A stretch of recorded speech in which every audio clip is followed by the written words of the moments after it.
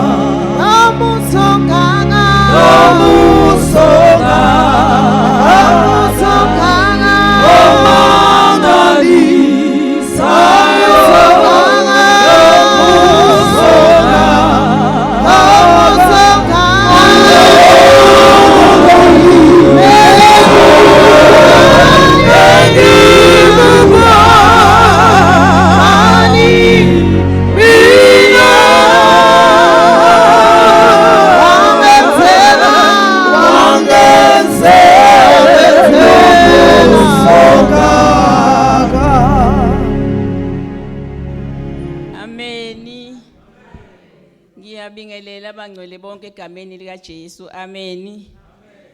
Bekuthiwa kuzobingelela ubaba. Kodwa ke sengisale ngathola ithuba bazalwane kuningi okusenhlizweni yami ukubonga ibandla. Ngiyafisa bazalwane ukubingelela ngama groups. Ngiyazi ukuthiwa kuyechithe kakhulu isikhathi kodwa nginesizathu salokho bazalwane amen. Nabo abazalwane besabingelelwa ngama group kuba nendawo edlalayo empilweni yabo amen. Ngibingelela inceke yenkosi ekhona phakathi kwethu, ncekukazi yenkosi ekhona phakathi kwethu Mamtembe. Bingelele i-leadership yonke ekhona, ngibingelele obaba bonke, ngibingelele omama bonke, ngibingelele intombi zonke. Bese ngibingelela nje ngibadidiyela ne-youth no Sunday school egameni lenkosi uJesu amen. Siyabonga bazalwane. What a journey of life. What a package. Esendleleni amen. Onomunye umzalwane wale ngisanoma iqhamuke eSwazini noma Eastern Cape uthi uyabathanda bazalwane bakwaZulu uma bebingelela. Uthi baye bethi sambile bazalwane endleleni sahlangana nezingqinamba kwafa imoto nosibani besihamba naye segula endleleni uthi bese bephetha ngokuthi kodwa uNkulunkulu emuhle siyambonga ukuthi size safika phakathi. Manje sisho njalo bazalwane ukuthi sihambile ijeni nathi endleleni yethu yokukholwa kwenzeka wagula ubaba kodwa sibonga uNkulunkulu ukuthi nakho sesime phambi kweni amen. uNkulunkulu omhle lowo esimkhonzayo wavusa ibandla bazalwane amen. Wathi usisi wami lo shadile kaMadonsela uNkulunkulu uzokufundisa izinto eziningi ngalokho kwenzakalayo. Wavusa ibandla bazalwane, wavusa i-leadership, wavusa ukuthi banyawo wena wabona uPetro eboshiwe. Kwakufike ukuthi kimi bazalwane kusho ukuthi singaligcini ngokulisho. Kusilenze. Ngoba sizofika isikhathi ukuthi uNkulunkulu asenzise lona. Anti kumnandi bazalwane nenizwe ukuthi kumnandi kanjani ukulisho nje izwi likaNkulunkulu. Lesananga case mase kufuna uli-implement. Kodwa lesibonga ukuthi uNkulunkulu univusile bazalwane. Laba yibandla lokuqala elahlanganela ngenhliziyo ukuthi ke manje senza ukuthi ke manje. Washo njalo omnye umzalwane eyongibheka lapha emsebenzini ukuthi angikho yini ngoba ngingasabonakali ngalukhalo ngehla ngenyuka. Wathi ke manje fanele sikhulume into eyodwa ke manje siyavumelana. Awuzi ukuba nomunye umcabango mama uMhlongo. Ngithi niyawubona umoya kaNkulunkulu uyasebenza bazalwane phakathi kwethu. Yena lowo namanje usekhona. Ngithi lo mzalwane ngiyayibuza ngithi uzwe ngani ukuthi ngiphelile nje mina ngiphelile ngikhathele yabona lokhu ukukhathela ukuthi nje ayi inkosi sengathi uyayidela ke manje uthi whatever. Ofika lo mzalwane wathi hayi ngamangala ngithi mina hey uNkulunkulu bazalwane umoya ubekile phakathi kwethu yiwo lowo okufanele ukuba siubambe siusebenzise. Wathi omunye emva kokuthi asade kufike lo mama lowo angisendela iVN lo mama uthi thina siyahlupha siyabhadula sisuke sibhadula usuthatha umbeke uthi konje wathi hayi buya lapho. Ngithi lo mama uthatha lokho ba asengikhulumi namuntu sengikhuluma ngomoya kaNkulunkulu phakathi kwethu bazalwane nje ngikhulume namuntu kodwa bangitshela lokho washo lo sisi wami wathi uNkulunkulu uzokufundisa into eningi umoya kaNkulunkulu ohlala phakathi kwethu. Nathi enye evidence bazalwane ukuthi kune group eyathi iyathandaza bacela ukuthi bazothandaza the whole night bashintshane ngama-hour ubusuku bonke. Ngikutshela ukuthi kwabheda ngalowo usuku bayizwa kumoya ukuthi kuyabheda ngakathi bethandaza ngama-hour beshintshana ubusuku bonke. Ophinde futhi usisi wami athi ngivukile ebusuku akaze ngimxoxele mina ngabazalwane baseLunda bashintshana ngama-hour. Wathi ngivukile ebusuku ngo-2 ngathandaza kwakubheda bazalwane ama-episode kwakubheda kodwa ngibonga uNkulunkulu ngani bazalwane. Angaze ngicabanga ukuthi ngoke ngiyangithole ngisho ama-VN aqhamuka kosisi ngathi nje hey uNkulunkulu ulikhulisile ibandla. Osisi bethandaza beletha ama-VN youth ngathi uNkulunkulu uzongibonisa okunye ngoba kukhona lokho ukuthi bazalwane ukuthi uma sikhona phakathi ebandleni uyitshela ukuthi nje nawe ukhona. Kwesisikhathi kube khona lo mzuthi vese anginakekile angingareport ngisho ukureport ubani obonayo ukuthi asikho ebandleni. Uyakubona lokho ukuthi bese ngathi awutholi lolo thando. Ngifunda okunye ukuthi nje hey sifunda ukwaneliseka because you are going to learn it in a hard way. Lokho sho izwi lenkosi ukuthi uyasithanda siyathandana yikho lokho bazalwane. So nje siyambonga kakhulu uNkulunkulu ngani ngakho konke bazalwane. Hey nathandaza bengikhumbula kakhulu indaba kaPetro esetilongweni ukuthi kwavuleka yonke into ngenxa kuthiwa yebandla lalingahleli lalenza lihlanganyele ngoba izimpi kuze kwafika lokho ukuthi zingama levels. Angithethe ilongweni sukusahleze kusabona abantu etilongweni ukuthi namba bangibophile namba bangigadile kodwa emphandweni weyingonyama usuke kungasekho umuntu lapho usuneyingonyama kuphela. Kodwa ngiphathi ke esithandweni somlilo ngisho abakuphotsile abasondeli ngoba nabo bazosha kodwa so sekulindeleke ini sekulindeleke indoda yesine yona eyembethe umlilo. Amen. So nje siyambonga kakhulu uNkulunkulu bazalwane. Isitha besifikile sigalelekile khona kuze kwavuka ukuthi lelizwe lithi khulekani ningaphezi. Amen. Ngoba kunomlingi ongaphezi.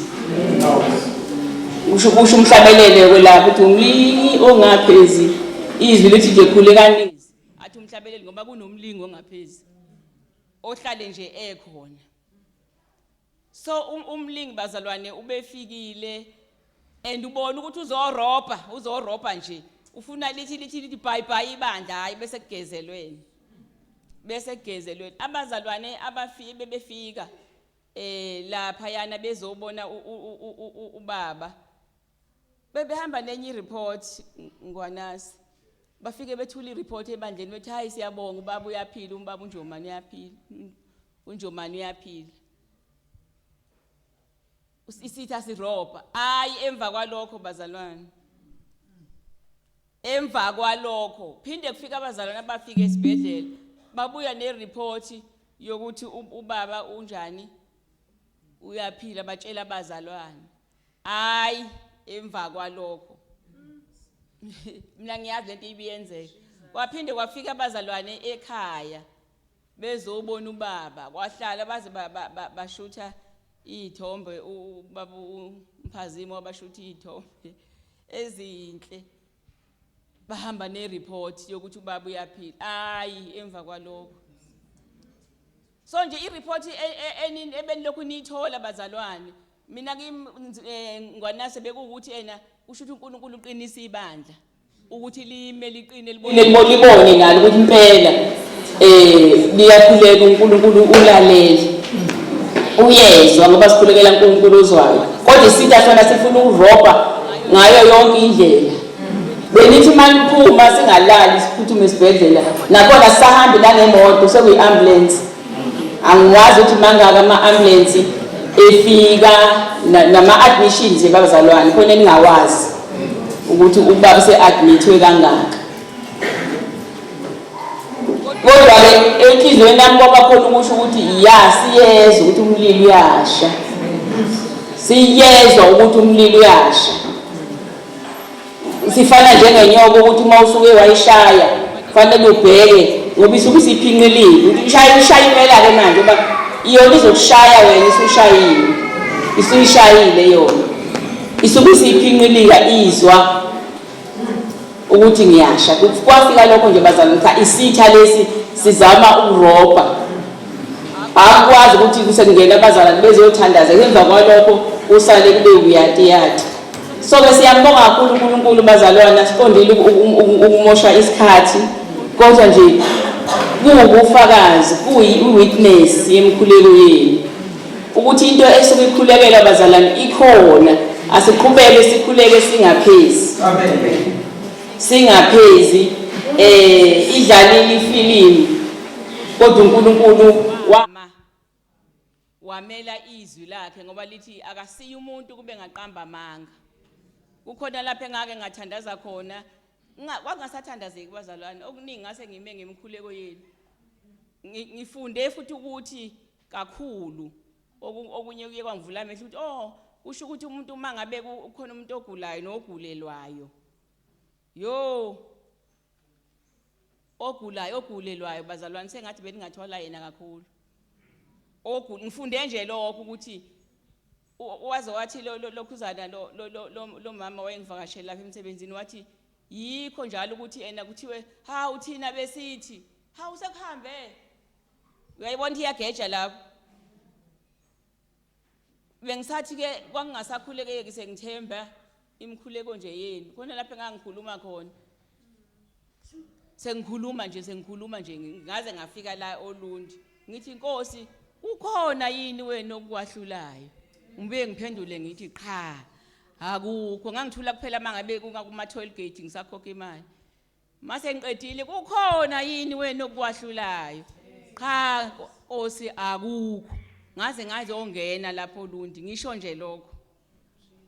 nje lokho so nje uNkulunkulu bazalwana akasiye umuntu kuba engaqamba amanga konke lokho noma ngabe kuthiwa ingqondo yethu isitshela ukuthi hayi lokho kwakwenzeka ngezikhathi leziya zakudala kubani eBhayibhelini kwakusha yilezo khathi lisho njalo liqinisile izwi leNkosi likhuluma khona lokho so nje ubufakazi lobazalwane i-evidence yemkhuleko yenu siyabonga kakhulu ukuthi ubaba ngiqede siyabonga bazalwane sengiyaqeda vele bekuyisikhathi sokuthi akube uyena ozobonga abazalwane kodwa nje siyabonga abazalwane mina bengiyinto nje engekho siyabonga kakhulu ngifunde okuningi ukuthi nje hayi ngeke ngahamba izinsuku ngemsebenzini eyininganyana ngingagezile. Ngingagezile. Ngiphika nje ngokuthi abazi laba bantu enginabe emsebenzini ukuthi angigezile. Ngike ngadriver ikhathi eyiningi ngihamba ngidriver ngilele ngishawela amahudi abantu bezingise ngongena ematruckini sengingalalanga for a number of days. uNkulunkulu ebambile imoto nama safety rails yabona mose uyangase emandeni sengiyongena kulawo ma safety rails angazi ukuthi yini eyayingiphaphamisa sengike ngadriver mina imoto kaningi ngilele bazalwane kodwa uNkulunkulu wenu ethembekile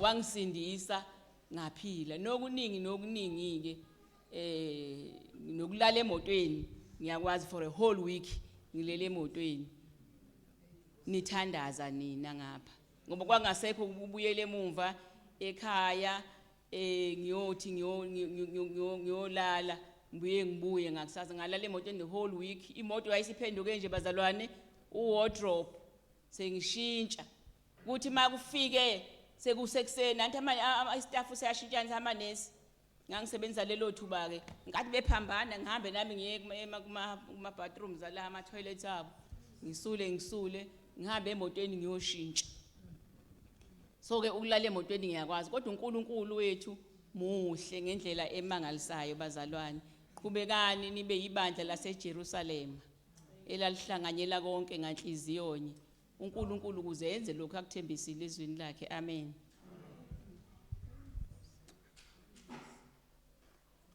Mfundisi ungathi awuzokushumayela namhlanje. Angibingelela inceku yenkosi ngokuyithoba umama umfundisi. Na wonke ama group akade bingelelwa umkami. Ngibabingelela bonke abangcwele kwelihle igama lomfowethu uJesu. Amen. Okuningi usekushilo ngoba okuningi bekubonwa uye. Mina bengifana nomuntu obengaboni lutho. Ngendlela isitha ebesihlasele ngayo. Ngizosummarize nje ngelokubonga.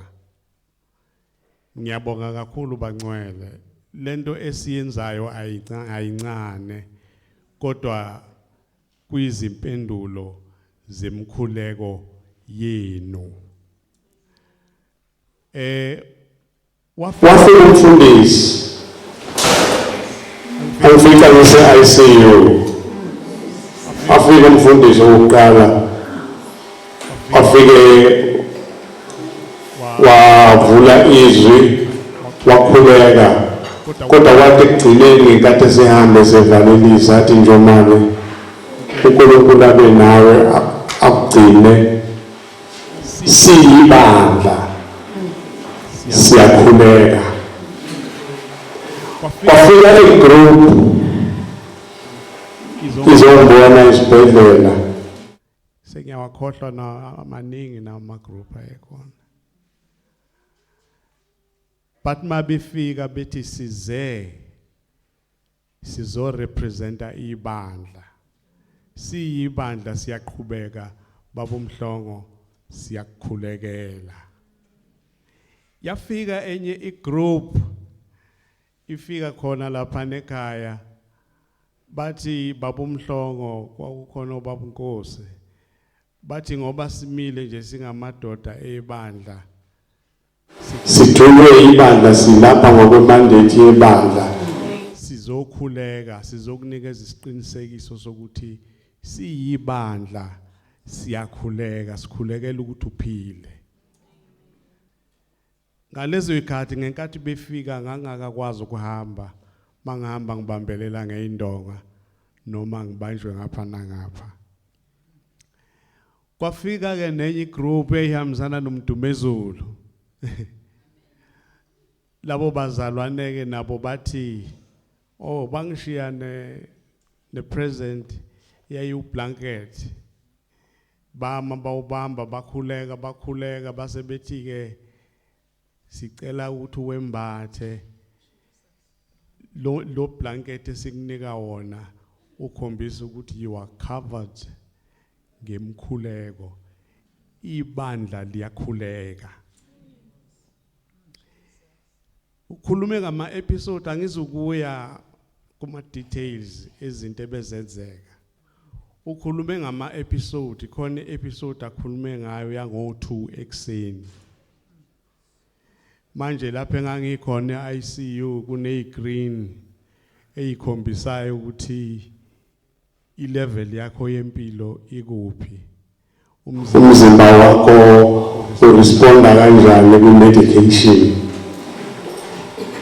Ngathi mangibabuya lapha nawo-nurse ne-health staff yayikhona ebusuku ngaleso sikhathi. Babekhokhasa ngami bathi asibize udokotela simtshela ukuthi yonke into iyafeyila. I-oxygen level yakhe iyadropa, i-pulse yakhe iyadropa, yonke into yakhe iyadropa. Asibize udokotela abekhona ukuze konke kwenzeke ekhona naye buka. Kanti uzofika unkosikazi ngaleso sikhathi. Wafike wathi bathi kuyena ungabusangena mama sifuna ukuvala nje ikhethini sibiza udokotela asilinde udokotela kuqala. Wathi wavuleni ningabavali. Wafika wangibamba wangigrabha wangithi ngqi. Wathi qina. Fight. Ibandla liyakhuleka. Oh mama bayakhuleka all night long. Wangibamba wathi ngegama lika Jesu awuyindawo. Wayikhipha ama oxygen engangifakwe kuwona. Wanqamula yonke into. Wangibamba ngithi ngqi. Wathi ngegama lika Jesu wathi qina. Uthema ngabe engibhedela engiyeka yaqala ukushila Pip konke kwasukuma. Bengizosho lokho. Sengigcina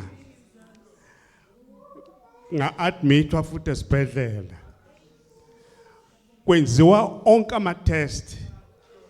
Kwathiwa ayi lo muntu akanalutho ama-test negative. Kodwa kune breakfast, ne lunch, ne dinner akudli. yiwe ngoba angidleli ukudla kwangasangeni for 2 weeks.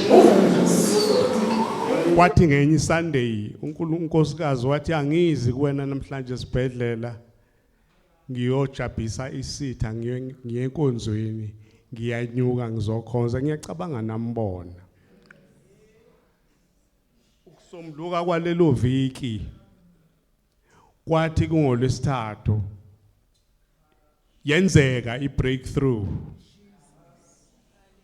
Wathi ukuphi lapho khona njengamanje ngathi ngikhona wathi ngicela ubatshela ukuthi ngiyeza ngizokuthatha ngicela bakukhiphe uphume.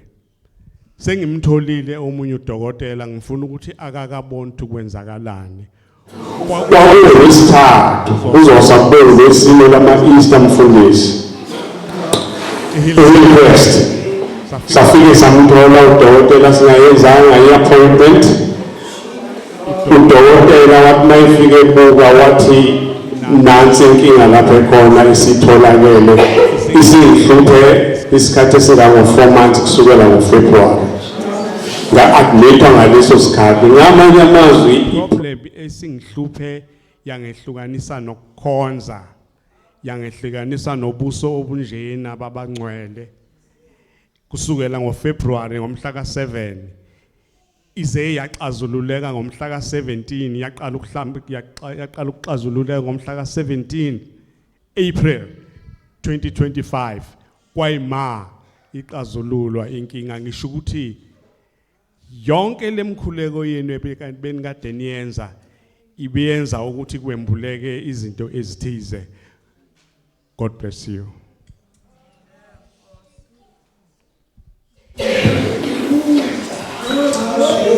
Siyabonga bantu before sithandaze sothandaza sibonga umama uMboyisile sibongela but ukhona okurelated kuyo lo umfakazi okurelated kule simo lesi.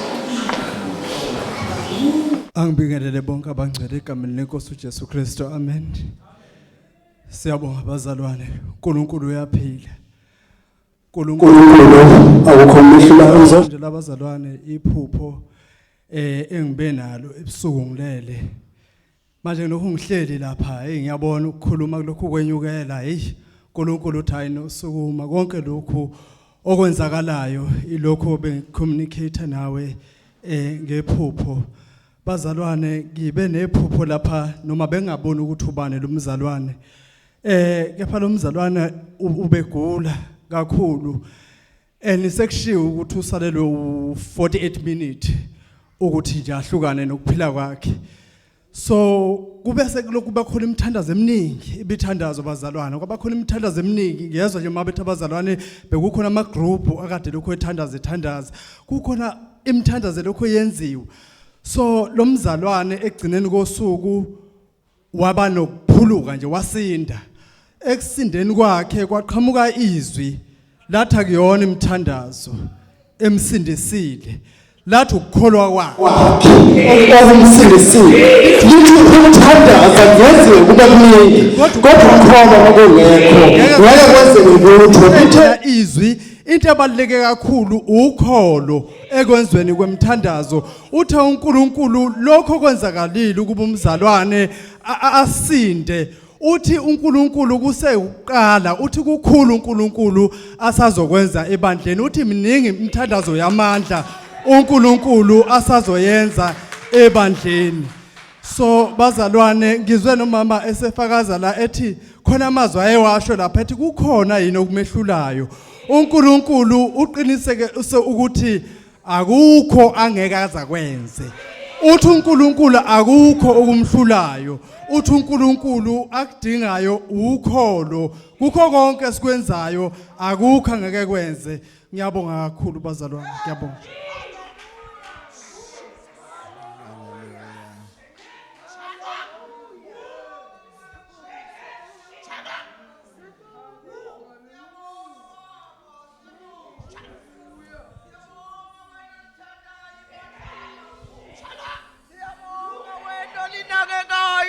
lakho siyabonga Dwala lesindiso yethu haleluya ufanele uthumo uzifanele isibongo wena ongcwele kaIsrayeli wena lalela uphendula imikhuleko yethu uJesuni lakho mangivala izulu nemvula ingani kehlise isifo esibhubhisayo abantu bama babizwa ngegama lami uma bephenduka emisebenzini yonke yabemibi befuna ubuso bami ngiyakuzwa ezulwini uNkulunkulu ngiphilise ilizwe labo ngixolele isono sabo haleluya ushanjalo uNkulunkulu kulesi sikhathi uthi le ndawo ngiyikhethile ndawo ngeyami angizawuphuma umhlaba yami ivulekile namehlo ami avulekile ukuba kule ndawo siyabonga uNkulunkulu wethu ongcwele rakashika ukuthi ukhona kule ndawo usuyikhethile ngeyakho ilapho intando yakho izokwenzeka khona ilapho imisebenzi yonke yakho yamandla izokwenzeka khona siyabonga uNkulunkulu wethu ongcwele siyabonga egameni likaJesu uthene evikini asingene emasangweni akho ngokujabula singene emagcekeni akho ngendumiso sibonga uNkulunkulu simibonge yena yedwa siyabonga sisho njalo sithi siyabonga uNkulunkulu wethu ongcwele ufanele uthumele uNkulunkulu ethumiselayo imisebenzi yonke yakho yamandla akusiwa amandla omuntu ukwenza kwakho kuyamangalisa imini nobusuku uNkulunkulu phezu koNkulunkulu bonke uyinkosi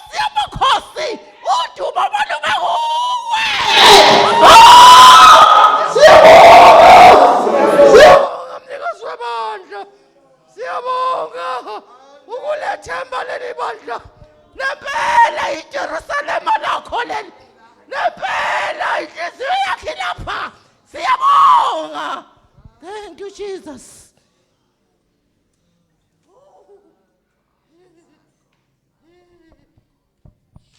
Kulo leyo note bazalwane khona umzalwane futhi one message icela ukuthi asithulele yona. Siyabonga uNkulunkulu ukuthi ke of late uNkulunkulu yethu yakhombisa ukuhamba nathi.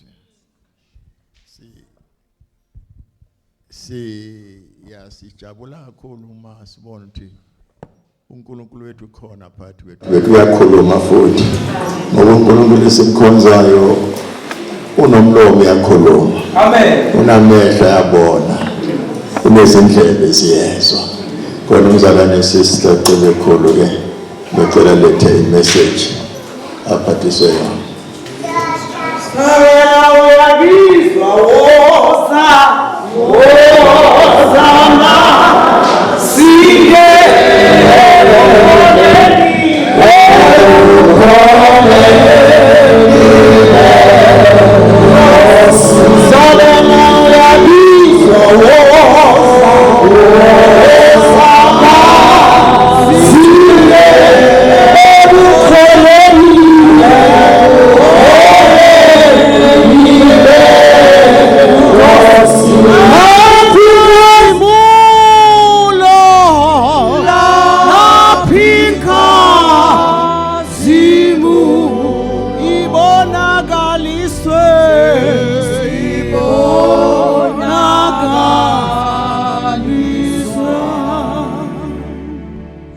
Amen.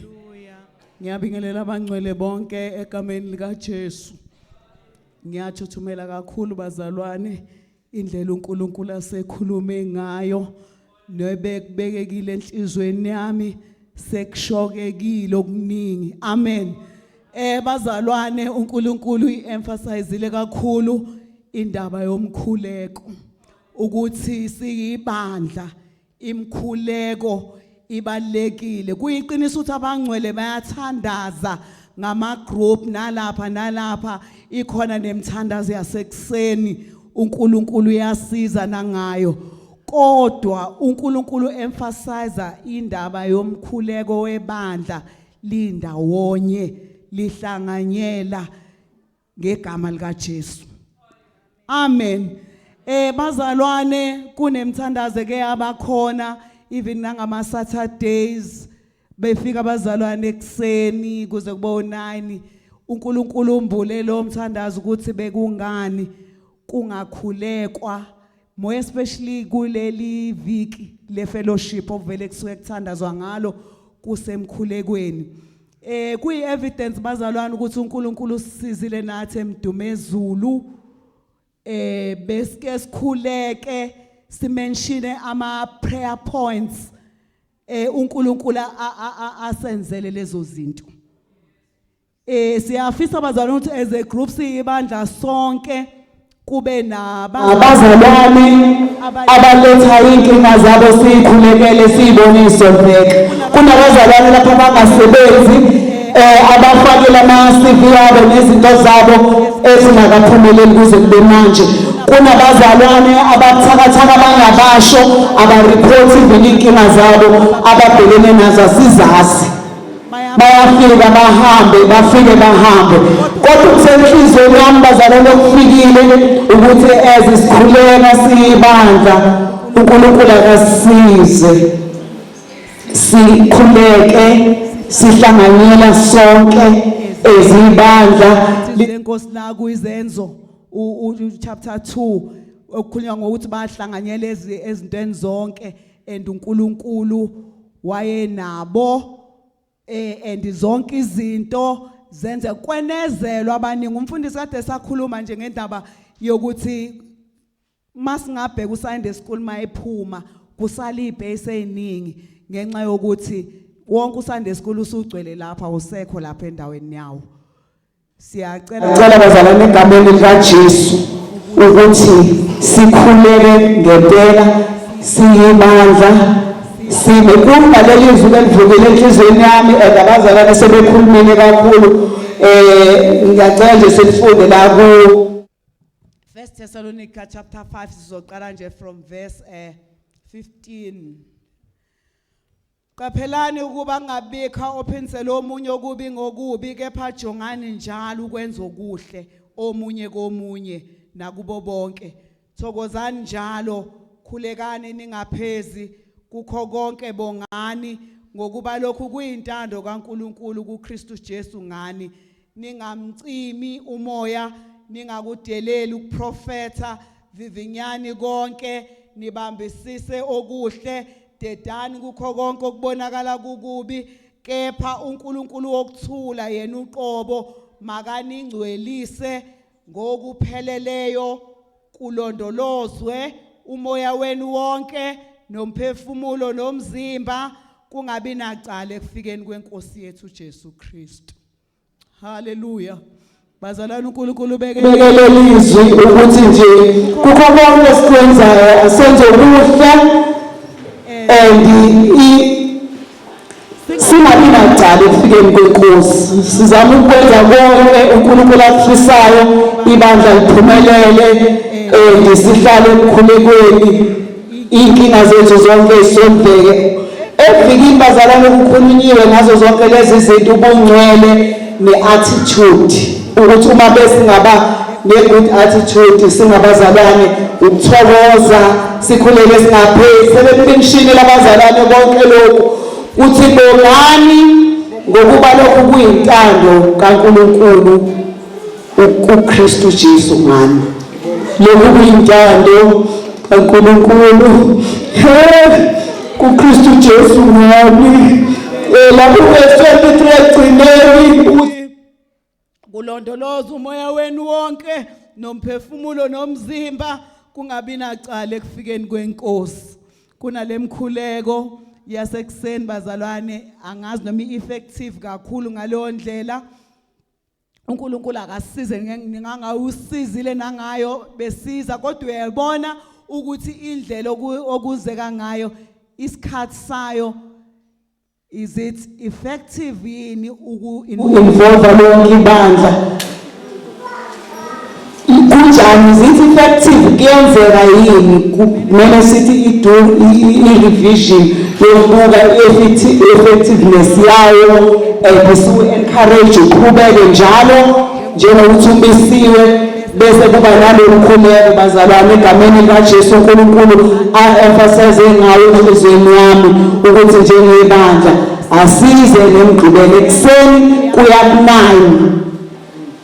ama-defenders akawuqala lowo mkhuleko, ubu-active kakhulu, ubu-effective kakhulu ama-defenders asomundi ngegama likaJesu. Ilokhu uNkulunkulu atibekile. Amen. Kubo bonke oThixo akekho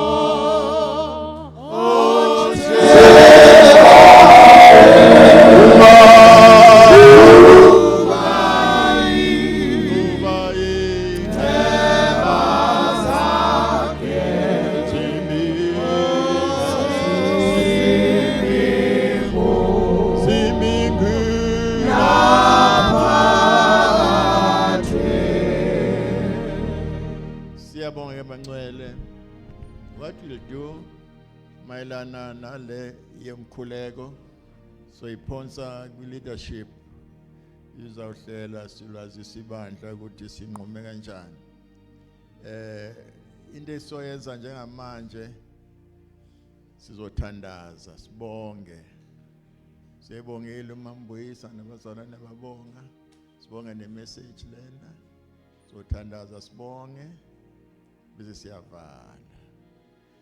Ngoba nami into ebengizokhuluma ngayo namhlanje, part of it isikhavekile.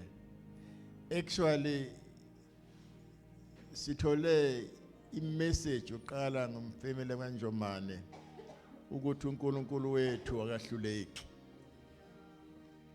Ngabe safuna, this is a living evidence ukuthi uNkulunkulu wethu uyangenelela noma ngabe kunjani. Hallelujah. So imessage esihamba nayo, actually bengizoyifunda yilena, asiyifunde nje kuphela bese siyathandaza. Acts 16 verse 25. It about midnight, Paul and Saul Paul and Silas were praying and singing praises to God while the other prisoners listened. Suddenly, a strong earthquake shook the jail to its foundations. The doors opened and the chains fell from all the prisoners. Ngivulile ngesizulu. Izenzo chapter 16 verse 25 and 26. Mrs. Satandas.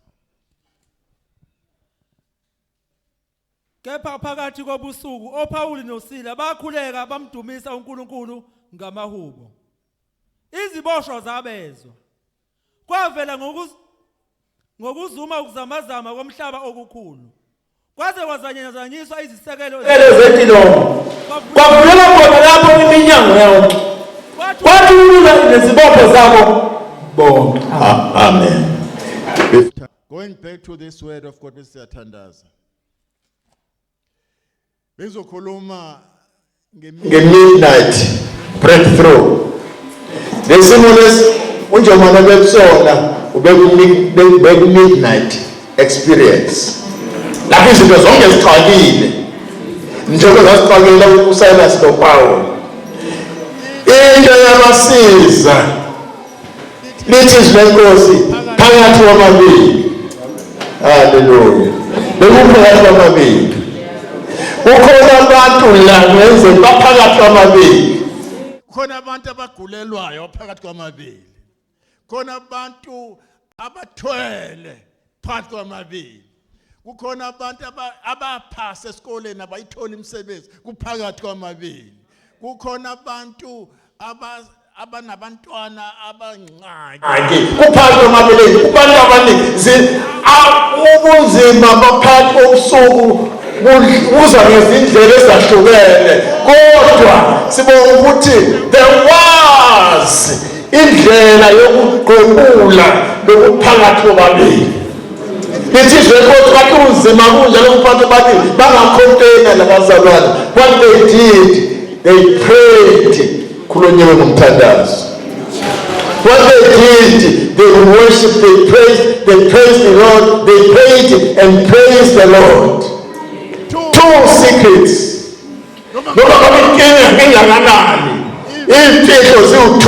Uma ufuna i-breakthrough kwi-midnight problem, nge-midnight hour, kude phambili, 2 things. Pray, praise. Hallelujah. Pray, praise. Pray. That's what I'm going to do now. so must praise. You know, we siyambonga uNkulunkulu ngezinto asenzele zona. Simbonga uNkulunkulu ngezinto asenzela zona. We don't only thank God for the things that he has done. We also thank him and praise him for the things that he will do for us. Esenaza uNkulunkulu uyathokoza ngokutomphesa ungakaboni i-breakthrough yakho, kodwa wazi ukuthi i-breakthrough ikhona. You remember ukuthi abantwana bakwa-Israyeli bezokuyisijo indonga zeJericho, they praised him before indonga zeJericho ziwe. uNkulunkulu uyathokoza uma inkinga ikhona, you praise him. Sesile umamjomala ukuthi sabone fika la phathi ukugula phathi kobusuku, it was their midnight hour la. Wafika wathi sithuka kunjomala ukuthi usasele esibhedlela, kodwa mzili uzojabulisa uSathane.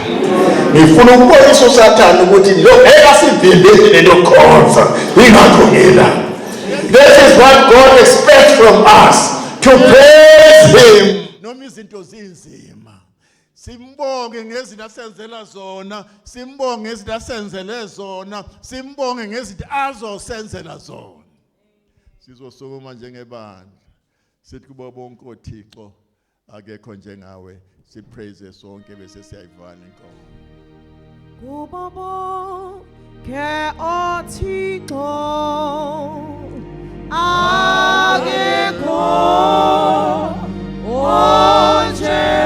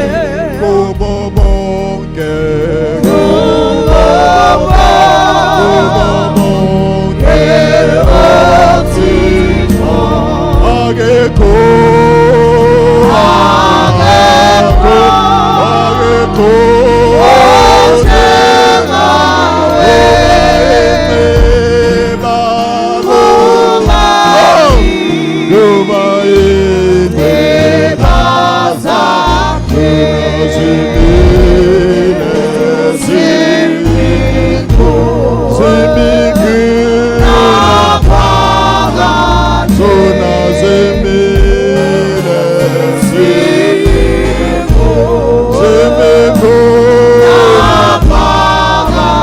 zona zimile oh Nkosi zimikhona zona zimile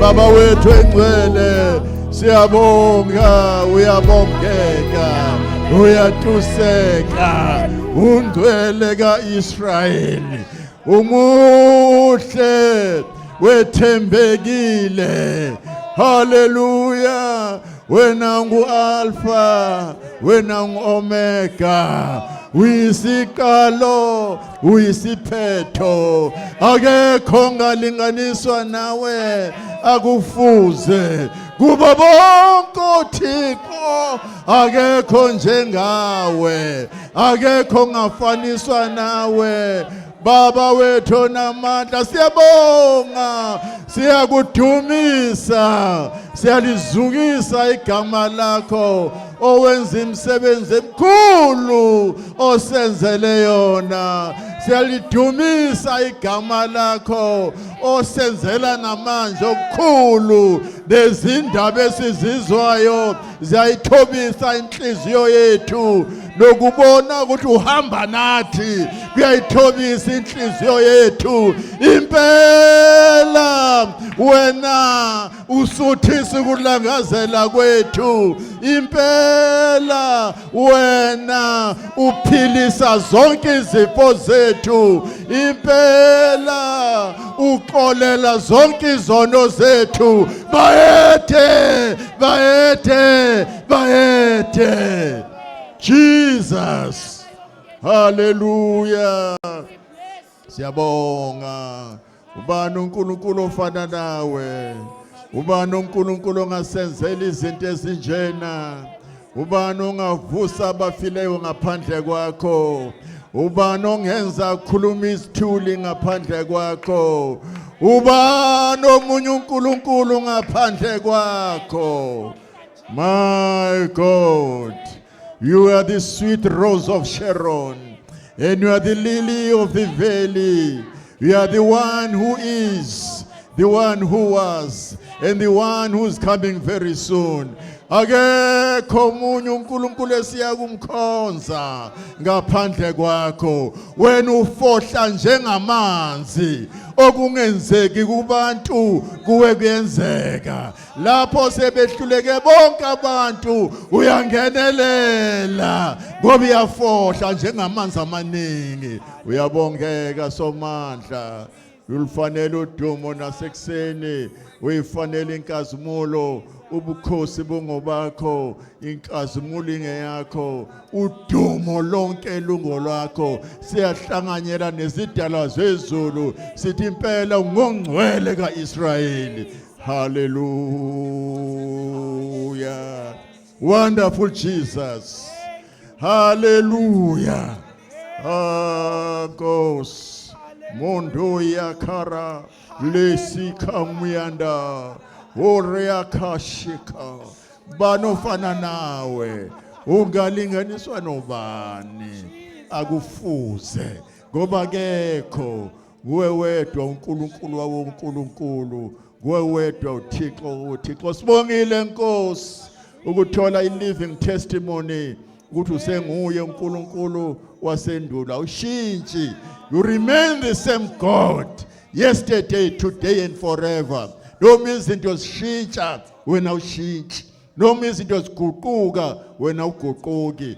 Ubuthakathaka bethu do not make you to be an inferior God. You remain the Almighty God.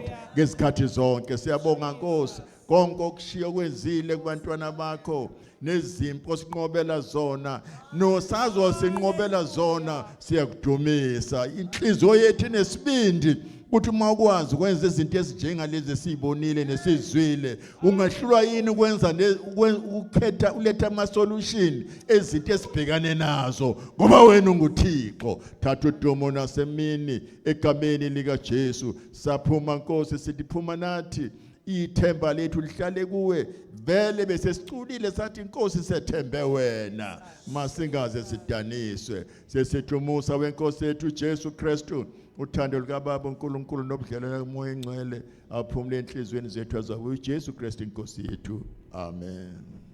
Nakuvuka kuvuka ngomzimba